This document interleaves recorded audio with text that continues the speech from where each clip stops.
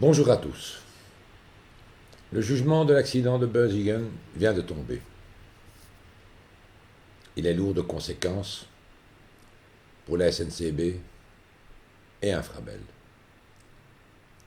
Après analyse rapide, on peut dire que c'est la troisième fois que la SNCB est condamnée pour défaut de prévoyance.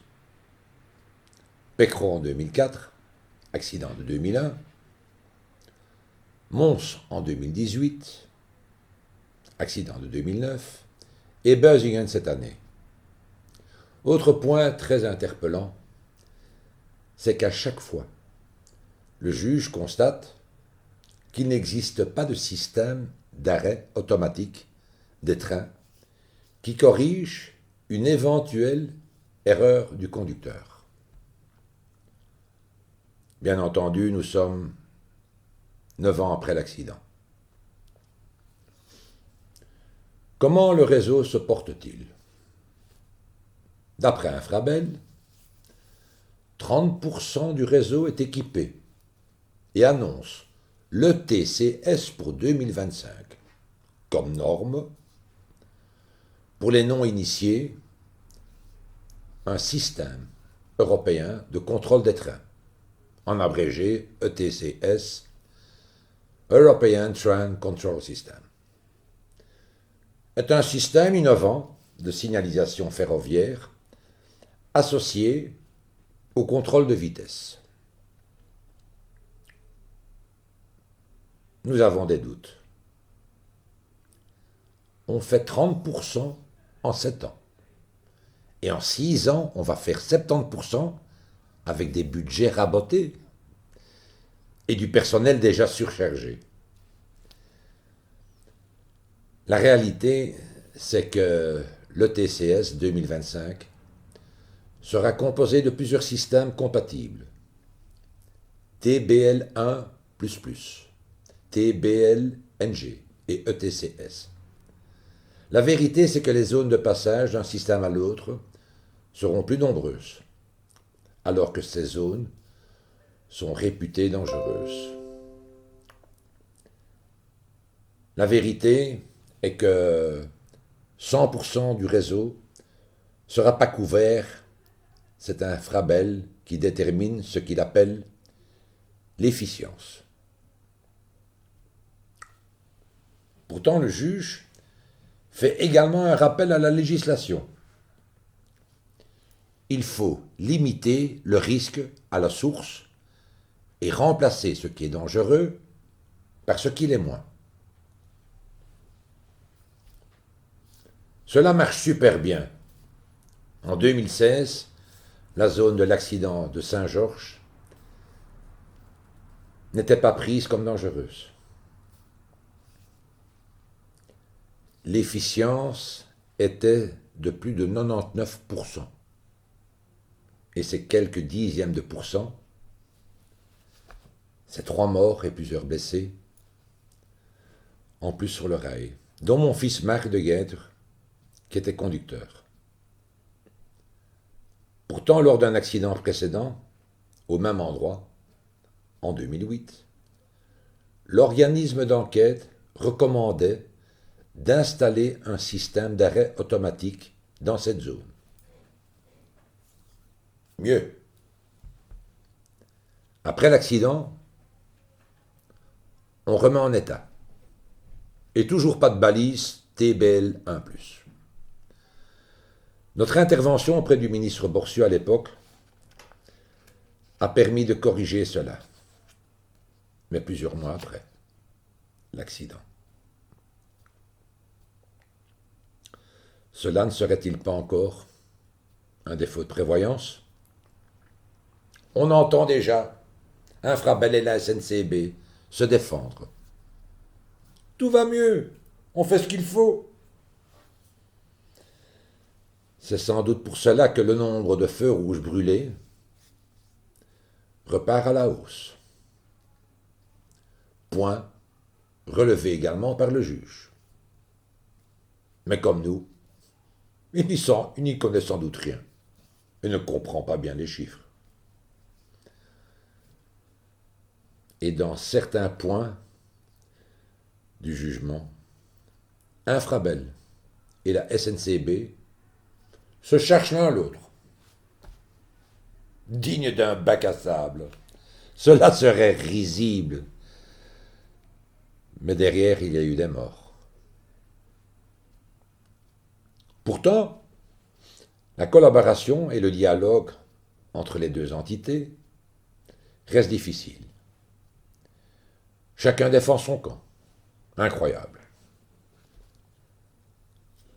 Certains pourraient s'étonner que la SNCB veuille protéger son personnel de conduite, aussi relevé dans le jugement.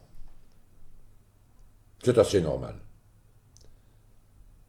car c'est lui qui porte le poids de la sécurité, en grande partie. C'est lui qui corrige les erreurs du système.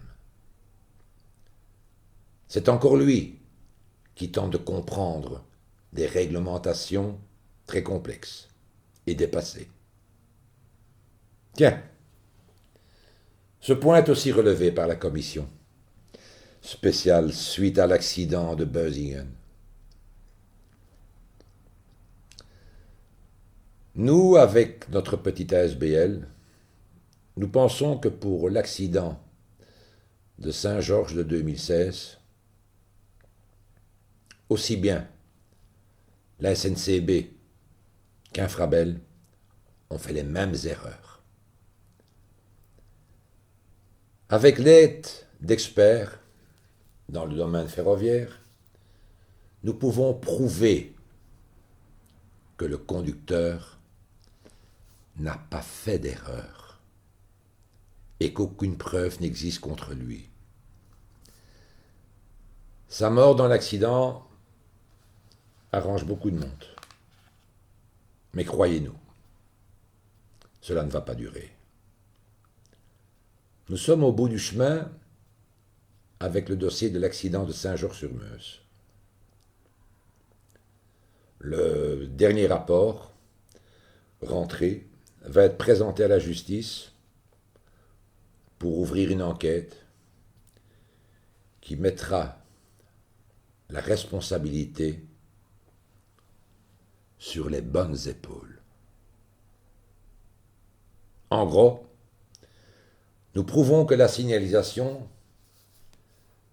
ne présentait pas toutes les garanties de sécurité ce jour-là. En tout cas,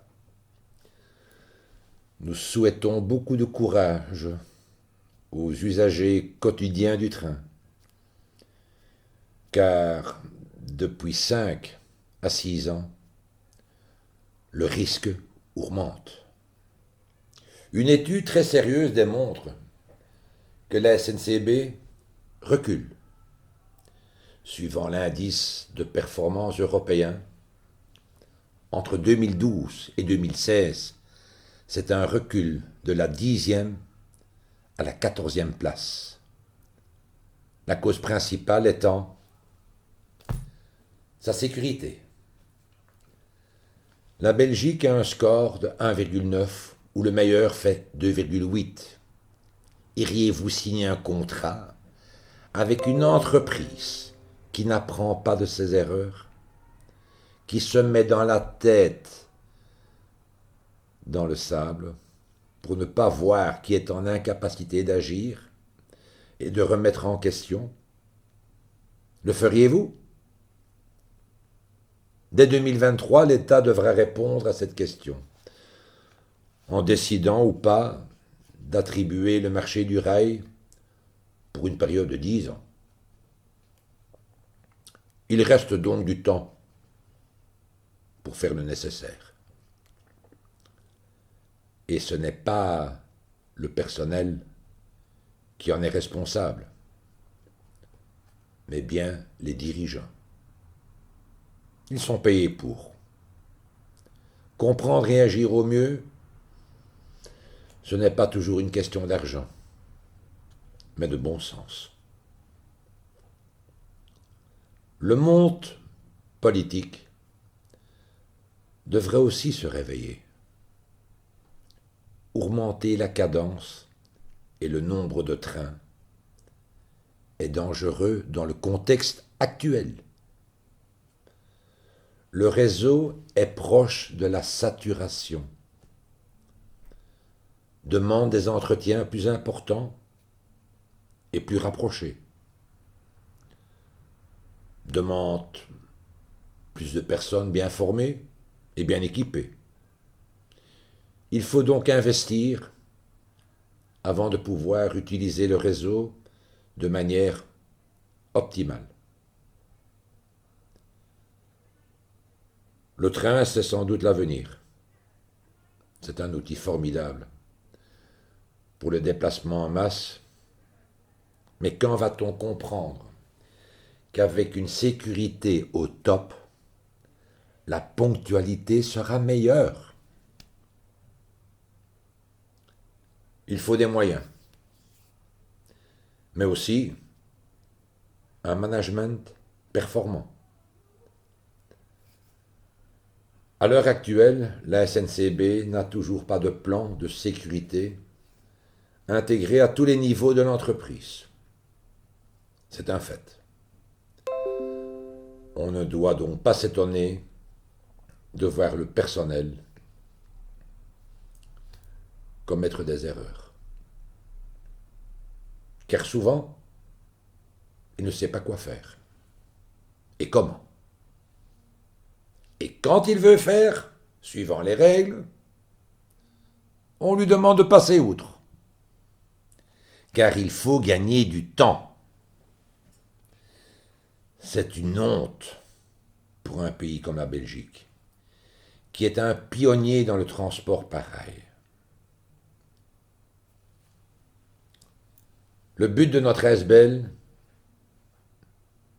est d'apporter une pierre à l'édifice, aussi minime soit-elle, pour sauver des vies en améliorant la sécurité du rail, celle des voyageurs et du personnel. Notre philosophie, informer juste, c'est sauver des vies et préserver les vies humaines d'un accident ferroviaire prévisible. Notre postulat, le risque zéro d'accident ferroviaire existe. Une utopie pour certains, nous avons les arguments concrets et objectifs pour les faire changer d'avis. L'association entend réaliser ce but en s'affranchissant de toute considération politique. Cette période est propice à la joie et au bonheur. Hélas, pour certaines familles, notre vœu le plus cher est de ne plus devoir répéter les mêmes mots pour 2020. Plus que jamais, la sécurité doit être une priorité. Nous serons encore et toujours fidèles à notre devise. Informer juste, c'est sauver des vies. La SBL Sécurité ferroviaire efficace, dont je suis le président, vous souhaite de superbes fêtes de fin d'année. Bonsoir et joyeuses fêtes.